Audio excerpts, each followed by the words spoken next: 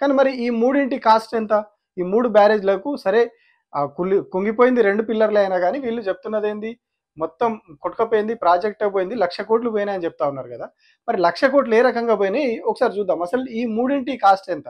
నిజంగానే వీళ్ళు చెప్పినట్టుగా ఈ 3 కొట్టుకపోయినాయి. 3 బ్యారేజ్‌లు కొట్టుకపోయినాయని అనుకుందాం. వాళ్ళు చెప్పినట్టుగా. మొత్తం వాష్ ఔట్ అయిపోయినాయి. ఏం నామరూపాలు లేకుండా పోయినాయని అనుకుందాం. అవి పోయినా గూడా వాటి ఖర్చెంత?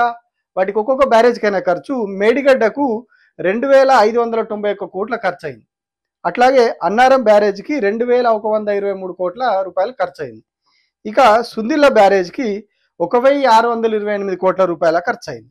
ఈ 3 బ్యారేజ్‌లకు కలిపితే 6,342,00,00,000 మాత్రమే ఖర్చయింది. 6,342,00,00,000 కంప్లీట్‌గా ఇవి మొత్తం ఊడ్చేసినట్టుగా మనం ఇల్లు ఊడిస్తే దుమ్మంతా ఎట్లా పోతదో అట్లా మొత్తం ఊడ్చి కొట్టుకపోయినా కూడా ఈ 3 బ్యారేజ్‌లకి అయింది 6,000,00,00,000 మాత్రమే. కానీ వీళ్ళు చెప్తున్నదేంది 1,00,00,000, 1,00,00,000, 1,00,00,000 అని చెప్పి ఒక అబద్ధాన్ని చెప్పి పదే చెప్పి ప్రజల బుర్రల్లో ఎక్కించి అదే నిజమని నమ్మించే ప్రయత్నం చేస్తా ఉన్నారు.